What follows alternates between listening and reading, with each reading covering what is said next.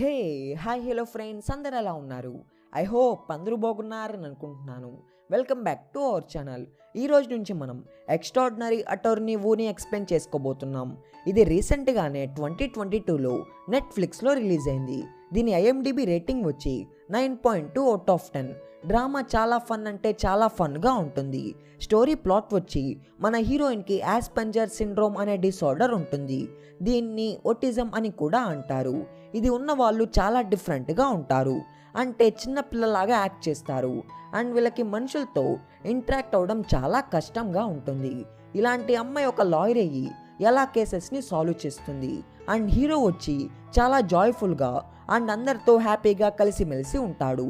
వీళ్ళు ఎలా లవ్లో పడ్డారు, వీళ్ళ లైఫ్ ఎలా ఉంటుంది అనేది చాలా ఫన్ అండ్ బ్యూటిఫుల్ వేలో చూపించిన డ్రామానే extraordinary attorney Woo. I hope మీకు ఈ డ్రామా ఖచ్చితంగా నచ్చుతుంది అనుకుంటున్నాను. మీకు కానీ ఈ వీడియో నచ్చితే వీడియోని లైక్ చేయడం అస్సలు మర్చిపోకండి. అలానే మీరు మన ఛానల్కి కొత్తగా వచ్చి ఉంటే ఛానల్ని సబ్స్క్రైబ్ చేసుకోండి.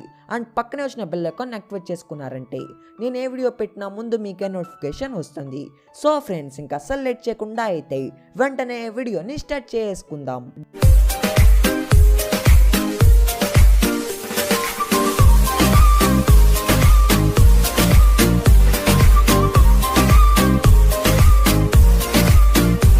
డ్రామా మన హీరోయిన్ వూ యంగ్ వూతో స్టార్ట్ అవుతుంది.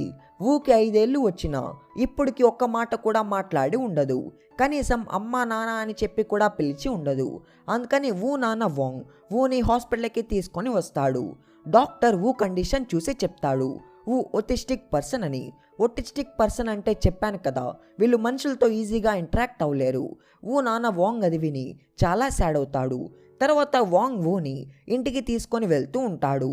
అప్పుడే వాళ్ళ ఇంటి ఓనర్ ఒక ముసలోడు వచ్చి వాంగ్తో గొడవ వేసుకుంటూ ఉంటాడు. రే, నేను ఇంట్లో లేనప్పుడు నువ్వు నా ఇంటికి వచ్చి నా వైఫ్కి లైన్ వేస్తున్నావు కదరా అని చెప్పి. దానికి వాంగ్, అలా ఏమీ లేదంకుల్, నేను వర్క్కి వెళ్ళేటప్పుడు వూని ఆంటీ కాడ వదిలేసి వెళ్తున్నాను అంతే అని అంటాడు. కానీ ముసలోడు అది అసలు నమ్మడు. అలా వాంగ్కి బండబూతులు తిట్టి వాడిని కొడుతూ ఉంటాడు. వూ అది చూసి చాలా భయపడుతుంది. అండ్ వెంటనే క్రిమినల్ లాస్ చెప్తూ ఉంటుంది, మీరు కానీ ఇలా చేస్తే మీకు పనిష్మెంట్ ఉంది అని. అందరూ అది విని చాలా షాక్ అవుతారు. వూ నాన్న వాంగ్ అయితే చూసారా నా కూతురు వూ మాట్లాడింది అని హ్యాపీ అవుతాడు. తర్వాత వాంగ్ వూని ఇంటికి తీసుకొని వెళ్తాడు. అండ్ అలా నువ్వెక్కడ చదివావు అని అడుగుతాడు. దానికి వూ క్రిమినల్ లా అని అంటుంది.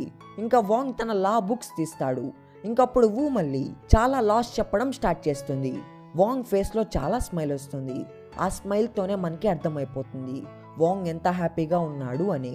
అప్పుడే ఓనర్ వైఫ్ వచ్చి వాంగ్కి ఆయింట్మెంట్ ఇస్తుంది, వాళ్ళ హస్బెండ్ చేసిన దానికి. వాంగ్ ఆంటీకి వూ గురించి చెప్తాడు. ఆంటీ చాలా హ్యాపీ అవుతుంది.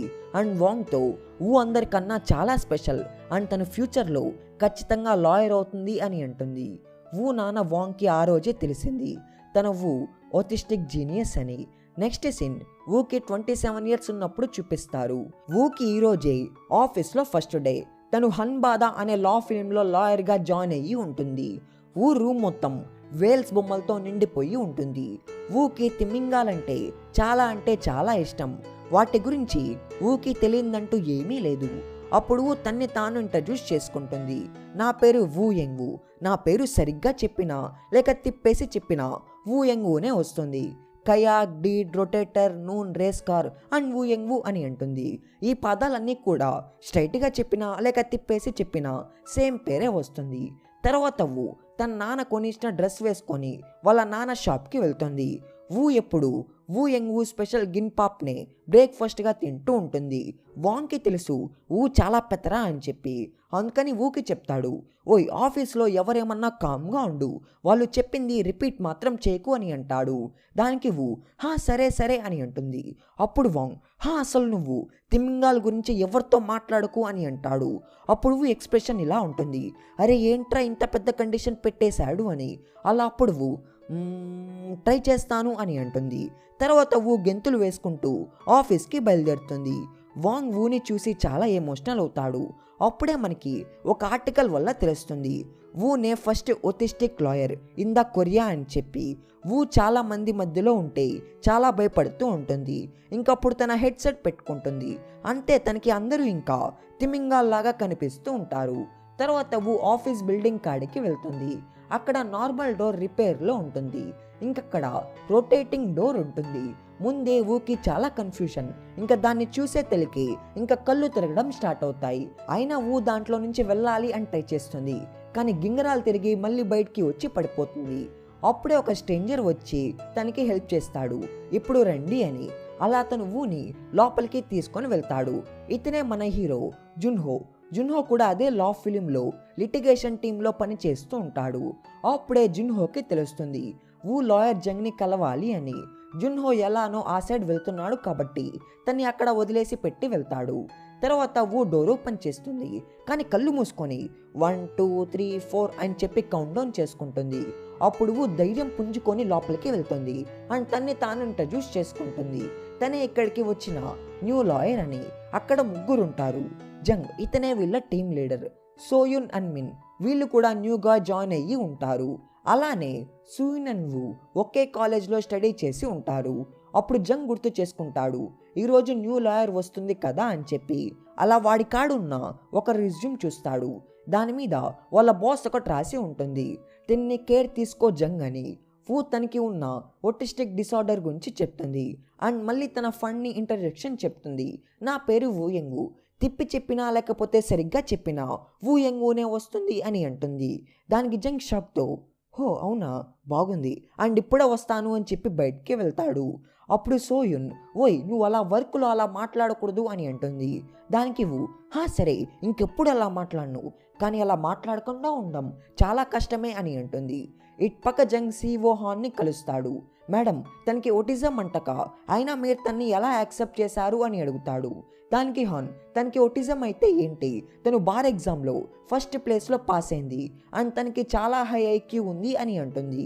దానికి జంగ్ ఐక్యూ ఎక్కువ ఉండడం ముఖ్యం కాదు, లాయర్స్కి సోషల్ స్కిల్స్ ఉండాలి అండ్ క్లయింట్స్తో కలిసి మాట్లాడాలి, కానీ తన్ని తానే సరిగ్గా ఇంట్రడ్యూస్ చేసుకోలేకపోతుంది అని అంటాడు. అప్పుడు హాన్ నవ్వుతూ నువ్వు కూడా నీ ఫస్ట్ డే అప్పుడు ఇలానే ఉన్నావులేవోయ్ అని అంటుంది. దానికి జంగ్ నేను వేరు తను వేరు అని అంటాడు. దానికి హాన్ సీరియస్గా ఏ విషయంలో మీరు వేరు వేరు చెప్పు అని అంటుంది. దానికి జంగ్ సరే నేను తనకు ఒక కేసు ఇస్తాను, తను కానీ అది కంప్లీట్ చేస్తే మనకి తెలిసిపోతుంది తను లాయర్గా క్యాపబుల్లో లేదో అని చెప్పి అంటాడు.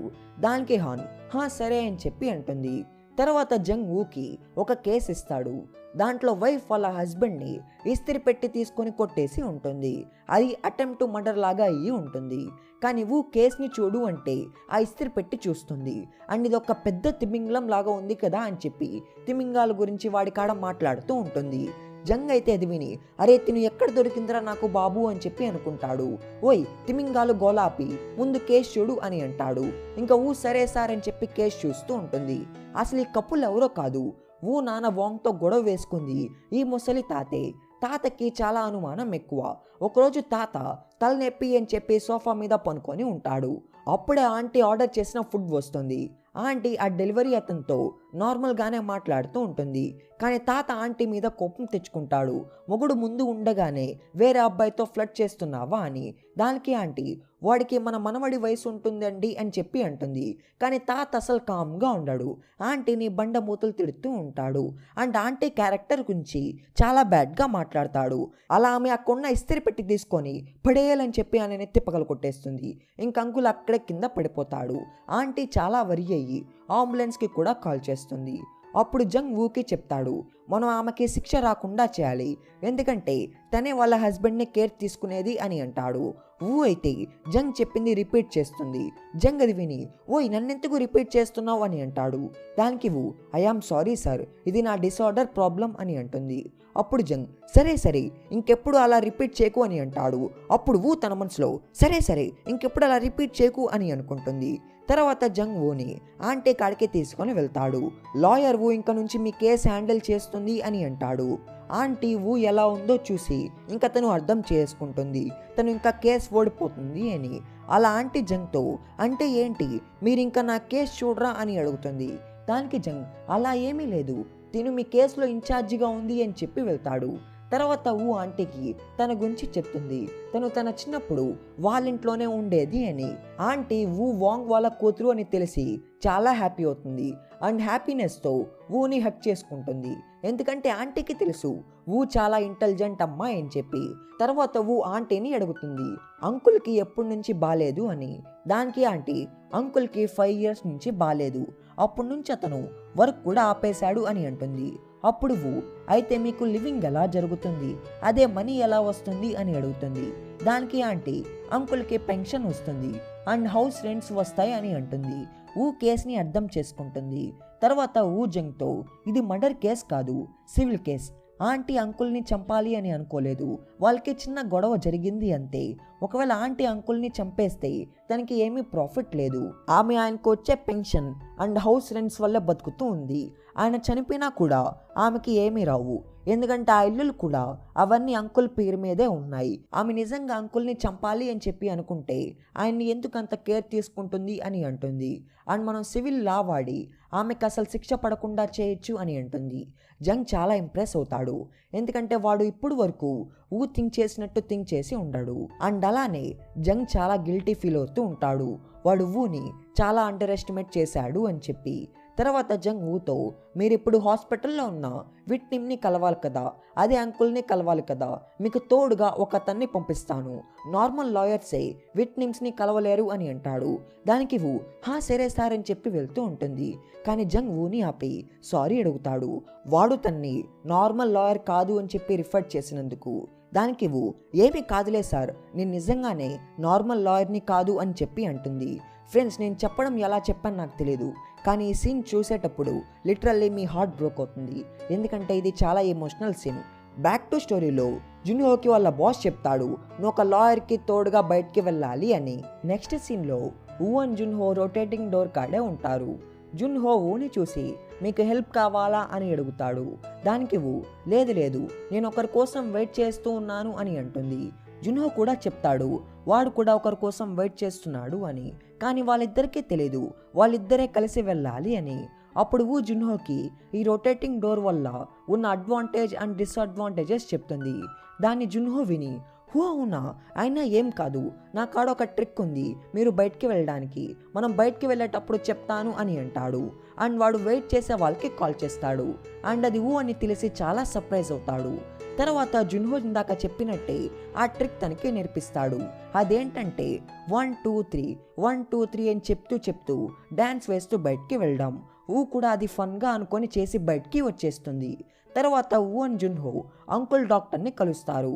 అప్పుడు డాక్టర్ స్కానింగ్ చూసి చెప్తాడు అంకుల్కి 5 years ముందు నుంచే బ్రెయిన్ డిసీజ్ ఉంది అండ్ ఆమె హెడ్ మీద కొట్టింది కాబట్టి అది ఎక్కువైంది, కానీ ఐరన్ బాక్స్తో కొట్టినట్టు ఏమీ స్క్రాచెస్ లేవు అని అంటాడు. తర్వాత జున్హోతో కలిసి అంకుల్ని కలవను వెళ్తాడు. ఆంటీ అంకుల్కి ఊని గుర్తు చేపిస్తుంది తిను వాంగ్ వాళ్ళ కూతురు అని చెప్పి. ఇంక అంకుల్కి టెంపర్ లేసేస్తుంది. అలా మీద అరుస్తూ ఉంటాడు, మీ నాన్న ఒక వేస్ట్ గాడు, నేను లేనప్పుడు నా వైఫ్ కోసం వచ్చేవాడు, నిన్ను అడ్డుగా పెట్టుకొని అని చెప్పి అరుస్తూ ఉంటాడు. అండ్ ఊని బూతులు తిడుతూ ఉంటాడు. చాలా భయపడుతుంది. ఇంకా జున్హో తన్ని బయటికి తీసుకొని వెళ్తాడు. తర్వాత ఆంటీ ఊని సారీ అడుగుతుంది అంకుల్ చేసిన దానికి. అప్పుడు ఆంటీని అడుగుతుంది మీరు పోలీస్ వాళ్ళకి స్టేట్మెంట్ ఇచ్చారు కదా, మీరు మీ హస్బెండ్ని చంపుదాం అని అనుకున్నారని, అది నిజమా? అయినా మీరు మీ హస్బెండ్ని అటాక్ చేసేటప్పుడు మీరేమనుకొని అటాక్ చేశారు అని అంటుంది. దానికి ఆంటీ నా ఇంటెన్షన్స్తో ఏం పని అని చెప్పి అడుగుతుంది. దానికి అలా కాదు, లాకి దాని రూల్స్ ఉంటాయి, మీరు చంపుదామని చెప్పి అటాక్ చేసి ఉంటే అది అటెంప్ట్ టు మర్డర్, ఒకవేళ మీరు అతన్ని కొడదామని చెప్పి అటాక్ చేసి ఉంటే అది వైలెన్స్, ఒకవేళ మీరు అతన్ని తెలియక అటాక్ చేసి ఉంటే అది ఇన్నోసెన్స్ అని అంటుంది. అండ్ ఆంటీతో అయినా ఒకవేళ మీరు ఆయన్ని చంపుదామని చెప్పి అనుకోని ఉంటే ఇలా అతన్ని కేర్ తీసుకొని ఉండరు అని చెప్పి అంటుంది. తర్వాత అండ్ జున్హో వాళ్ళ ఆఫీస్కి వెళ్తారు. జంగ్ ఏమైంది అని చెప్పి అడుగుతాడు. దానికి జున్హో అబ్బా అంకుల్కి చిన్న టెంపర్ లేదు, తిడుతూ ఉన్నాడు అని చెప్పి అంటాడు. దానికి జంగ్ ఏమన్నాడు చెప్పు అసలు అని అడుగుతాడు. ఇంకా అంకుల్ ఏదైతే బండబూతులు తిట్టాడో సేమ్ అది అలానే చెప్పేస్తుంది. అది అచ్చం జంగ్ని తిట్టినట్టు ఉంటుంది. ఇంకా వెంటనే అందరూ కామ్గా ఉంటారు, కానీ లోపల నవ్వుకుంటూ ఉంటారు. తర్వాత జంగ్ ఒక స్ట్రాటజీ చెప్తాడు. వాళ్ళు ఆ కేసు విన్ అవ్వాలంటే వాళ్ళు ఆంటీ చాలా ఇన్నోసెంట్ అని చెప్పి ప్రూవ్ చేయాలి అని అనుకుంటారు. దానికి మిన్నన్ సోయున్ నేనంటే నేను ఊకి హెల్ప్ చేస్తాను, తనకి సరిగ్గా మాట్లాడడం రాదు కదా అని చెప్పి అంటూ ఉంటారు. అప్పుడు వద్దు నాకెలానో డిసబిలిటీ ఉంది, దాన్ని వాడి మనం సింపతి పొందొచ్చు అని అంటుంది. తర్వాత జంగ్వూతో, రేపు నువ్వు కోర్ట్కి హండాబా లాయర్ లాగా వెళ్తున్నావు, మమ్మల్ని ఎంబ్రాస్ మాత్రం చేయకుండా కొంచెం స్పీచ్ అయినా ప్రాక్టీస్ చేసుకొనిరా అని అంటాడు. అప్పుడు వు సరే సరే అని చెప్పి ఫాస్ట్గా వెళ్ళిపోతుంది. తర్వాత మిన్ సోయున్ని అడుగుతాడు, వు నిజంగా ఇన్నోసెంటా లేకపోతే అదంతా తన యాక్టింగా అని చెప్పి. దానికి సోయున్, తను నిజంగా ఇన్నోసెంటే, కానీ తను చాలా తెలివైంది, నేను తన్ని చూసి చాలాసార్లు హెల్ప్ చేశాను, కానీ స్కూల్లో అండ్ వర్క్లో ఎప్పుడు తనే ముందుంటుంది అని అంటుంది. దానికి మిన్, అయితే తనకి ఎందుకు హెల్ప్ చేస్తున్నావు, ఇంకా హెల్ప్ చేయకు అని అంటాడు. అప్పుడే వాళ్ళు చూస్తారు, ఊ మళ్ళీ రొటేటింగ్ డోర్ నుంచి వెళ్ళను చాలా ఇబ్బందులు పడుతూ ఉంటుంది. అప్పుడు సోయిన్, చూడు తను ఇలా ఉంటే హెల్ప్ చేయకుండా ఎలా ఉండాలి చెప్పు అని అంటుంది. దానికి మిన్ నవ్వుతూ, అయితే పోయి వెళ్ళి హెల్ప్ చేయపో అని అంటాడు. సోయున్ ఫస్ట్ ఊని ఇగ్నోర్ చేసి వెళ్తుంది, కానీ తను ఊని అలా చూడలేక మళ్ళీ వచ్చి హెల్ప్ చేస్తుంది అండ్ ఊని తిడుతుంది, నువ్వైనా మెంటల్ దానివా, పక్కన నార్మల్ డోర్లో నుంచి వెళ్ళొచ్చు కదా అని చెప్పి అంటుంది. ఊ కూడా సాడ్ అవుతుంది, ఎందుకంటే తను చిన్నప్పటి నుంచి ఎన్ని బుక్స్ అయితే చదివిందో అవన్నీ తనకి గుర్తున్నాయి, కానీ సింపుల్ ఈ డోర్లో నుంచి రాలేకపోతుంది అని చెప్పి. తర్వాత ఊ తన ఫ్రెండ్ అయిన రామిని కలవను వెళ్తుంది. రామి ఒక రెస్టారెంట్లో పని చేస్తూ ఉంటుంది. అప్పుడు రామి ఊకి అబ్జెక్షన్ ఎలా చెప్పాలి అని చెప్పి నేర్పిస్తూ ఉంటుంది, అది కూడా ఎన్నో రకాలుగా. నెక్స్ట్ డే ట్రయల్ స్టార్ట్ అవుతుంది. దానికి రామి అండ్ ఊ నాన్న కూడా వస్తారు. తర్వాత జడ్జ్ ఊని పిలుస్తాడు. ఫస్ట్ ఊ లేవలేకపోతుంది, కానీ తర్వాత ఊ వెళ్తుంది అండ్ అందరితో, ప్లీజ్ నన్ను కొంచెం అర్థం చేసుకొని ట్రై చేయండి, నాకు ఒటిజం స్పెక్ట్రమ్ డిసార్డర్ ఉంది, అందుకని నా మాటలు నా యాక్షన్స్ మీకు కొంచెం విచిత్రంగా ఉండొచ్చు, కానీ నాకు న్యాయస్థానం అంటే చాలా ఇష్టం అండ్ నేను ప్రతి ఒక్కరిని ఒకేలాగా చూస్తాను, ఒక లాయర్గా నేను నా డిఫెండెంట్కి న్యాయం చేస్తాను, నిజం మొత్తం చెప్పి అని అంటుంది. అందరూ అది విని చాలా హ్యాపీ అవుతారు. తర్వాత ప్రాసిక్యూటర్ ఆంటీని చాలా క్వశ్చన్స్ అడుగుతూ ఉంటాడు. దానితో ఊ వాళ్ళు ఆమెని ఏమీ అడగలేకపోతారు. ఇంకా జంగన్ ఊ డిసైడ్ అవుతారు, అంకులే ఆంటీకి పనిష్మెంట్ ఇవ్వకండి అని చెప్తే ఇంకా ఆంటీకి ఏం పనిష్మెంట్ ఉండదు అని. అలా నెక్స్ట్ డే ఊ వాళ్ళు అంకుల్ని కోర్టుకి తీసుకొని వస్తారు. కానీ అంకుల్ ఊని చూసిన వెంటనే తన్నే తిడుతూ ఉంటాడు అండ్ ఊని కొడతాడు కూడా. కోర్ట్ వాళ్ళు ఎంత ఆపినా అతను ఆగడు. ఇంకా ఆంటీ కూడా అతని మీదకి వెళ్ళిపోతుంది, హే ఆపు తన్నే కొట్టకు అని చెప్పి. తర్వాత ఊ కోర్ట్ వాళ్ళకి అంతా ఎక్స్ప్లెయిన్ చేస్తూ ఉంటుంది. అంకుల్కి చాలా టెంపర్ ఉంది. అలా ఒక రోజు అంకుల్కి కోపం వచ్చి ఆంటీని తిట్టాడు. ఇంకా ఆంటీ కూడా కొంచెం కోపంతో ఆయన్ని కొట్టింది. కానీ దీన్ని వీళ్ళందరూ మర్డర్ అని చెప్పి అంటూ ఉన్నారు అని చెప్తూ ఉంటుంది. కానీ అప్పుడే కోర్ట్ వాళ్ళకే తెలుస్తుంది అంకుల్ హాస్పిటల్కి వెళ్ళే రూట్లో చనిపోయాడు అని. తర్వాత అంకుల్ ఫర్నల్ జరుగుతుంది. ఊ చాలా సాడ్ అవుతుంది, తను ఈ కేసు తీసుకోవడం వల్లే ఇలా జరిగింది అని. తర్వాత ఊ ఆంటీకి సారీ చెప్తుంది, తన వల్లే అంకుల్కి కోపం వచ్చి ఆయనకి ఇలా అయింది అని. దానికి ఆంటీ సాడ్గా, దీంట్లో నీ తప్పేముంది, అసలు ఆయన నిన్ను ఎన్నో సంవత్సరాల తర్వాత చూశాడు, ఆయన అసలు నువ్వు ఎలా ఉన్నావు అని చెప్పి అడగాలి, ఆయన అలా అడగకుండా నేను తిట్టాడు, అసలు ఆ రోజు అంకుల్కి చాలా తలనొప్పి అని చెప్పి నాకు చెప్పాడు, అయినా నేను అతన్ని తల మీద కొట్టడంతో ఇలా జరిగింది అని సాడ్ అవుతుంది. తర్వాత జున్హో ఊకి అంకుల్ డెత్ రిపోర్ట్ తెస్తాడు. దాంట్లో అంకుల్ చనిపోయింది అంకుల్ బ్రెయిన్ డిసీజ్ వల్ల అని చెప్పి ఉంటుంది. జున్హో ఊ సాడ్గా ఉండడం చూస్తాడు అండ్ అక్కడున్న ఇస్త్రీ పెట్టి బొమ్మ చూసి, హే ఇది వేల్లాగా ఉంది కదా అని చెప్పి అంటాడు. దానికి ఓ అలాంటి పదాలు ఇక్కడ మనం వర్క్లో వాడకూడదంట అని అంటుంది. దానికి జున్హో, అవునా, అయినా మన ఇద్దరమే కదా ఉన్నాం, మన ఇద్దరం మాట్లాడుకోవచ్చులే అలాంటివి అని చెప్పి అంటాడు. ఇంకా ఆ తిమింగలం చరిత్ర అంతా వాడికి చెప్తూ ఉంటుంది. అప్పుడే తనకి ఏదో ఐడియా వస్తుంది అండ్ తను police statements and death report చూస్తుంది. అప్పుడే వాళ్ళకి అర్థమవుతుంది అంకుల్ అటాక్ అవ్వకముందే అతనికి హెడ్ఏక్ వచ్చి ఉంది అని చెప్పి. ఇంకా నెక్స్ట్ డే కోర్టులో డాక్టర్ని క్వశ్చన్స్ చేస్తూ ఉంటుంది. అంకుల్కి బ్రెయిన్ డిసీజ్ ఉంది కదా, దానివల్ల ఆయనకి హెడ్ఏక్ వస్తుందా అని అడుగుతుంది. దానికి డాక్టర్ ఖచ్చితంగా వస్తుంది అని అంటాడు. అప్పుడు అవును మీరే మొన్న చెప్పారు కదా అంకుల్కి ఐరన్ బాక్స్తో కొట్టినట్టు ఏమీ స్క్రాచెస్ తగలలేదు అని చెప్పి, సో ఆయన తన బ్రెయిన్ డిసీజ్ వల్లే అప్పుడు కింద పడిపోయి ఉండొచ్చు కదా అని చెప్పి అంటుంది. అప్పుడు డాక్టర్ బాగా ఆలోచించి చెప్తాడు, అవును అప్పుడు ఆయన ఆ బ్రెయిన్ డిసీజ్ వల్లే కింద పడిపోయి ఉండొచ్చు, ఆమె కొట్టిన దానికి కాదు, అండ్ మొన్న ఆయన చనిపోయింది కూడా ఆ బ్రెయిన్ డిసీజ్ వల్లే అని అంటాడు. అలా అన్ని లూప్ హోల్స్ని క్లియర్ చేస్తుంది అండ్ ఆంటీ కాదు అంకుల్ని చంపింది, ఆయన బ్రెయిన్ డిసీజ్ వల్లే ఆయన చనిపోయాడు అని చెప్పి కోర్టులో ప్రూవ్ చేస్తుంది. నెక్స్ట్ డే కి జున్హో చెప్తాడు వాళ్ళు కేసు విన్నారు అని. అప్పుడే ఆంటీ వస్తుంది అండ్ చాలా ఎమోషనల్ అయ్యి ఊని హక్ చేసుకుంటుంది. థ్యాంక్ యూ అని చెప్పి ఊ కూడా ఆమెని హక్ చేసుకొని చాలా ట్రై చేస్తుంది. ఇదంతా జంగ్ చూసి హ్యాపీ అవుతాడు. ఇక్కడితో ఈ ఎపిసోడ్ ఎండ్ అవుతుంది. కానీ ఎపిసోడ్ లాస్ట్లో హాన్ వెళ్ళి వాంగ్ని కలుస్తుంది. ఇద్దరు ఒకరిని ఒకరు సర్ప్రైజ్ అయ్యి చూసుకుంటూ ఉంటారు. ఇక్కడితో ఎక్స్ట్రాడినరీ అటర్నీ వూ ఎపిసోడ్ 1 ఓవర్ అవుతుంది. హాన్ అండ్ వాంగ్ రిలేషన్ ఏంటో మనకి ముందు ఎపిసోడ్లో తెలుస్తుంది. సో ఫ్రెండ్స్, ఐ హోప్ మీకు ఈ డ్రామా నచ్చింది అనుకుంటున్నాను. మీకు కానీ ఈ డ్రామా నచ్చితే లైక్ బటన్ పగిలిపోయేటట్టు లైక్ కొడుతూనే ఉండండి. అండ్ ఈ వీడియో మీకు ఎలా అనిపించిందో కింద ఖచ్చితంగా కామెంట్ చేయండి. అండ్ మీరు మన ఛానల్కి కొత్తగా వచ్చి ఉంటే ఛానల్ని సబ్స్క్రైబ్ చేసుకోండి. అండ్ పక్కన వచ్చిన బెల్ ఐకాన్ యాక్టివేట్ చేసుకున్నారంటే నేను ఏ వీడియో పెట్టినా ముందు మీకే నోటిఫికేషన్ వస్తుంది. సో ఫ్రెండ్స్, నెక్స్ట్ వీడియోలో నెక్స్ట్ పార్ట్తో మీ ముందు ఉంటాను. Until then take care my friends, bye bye.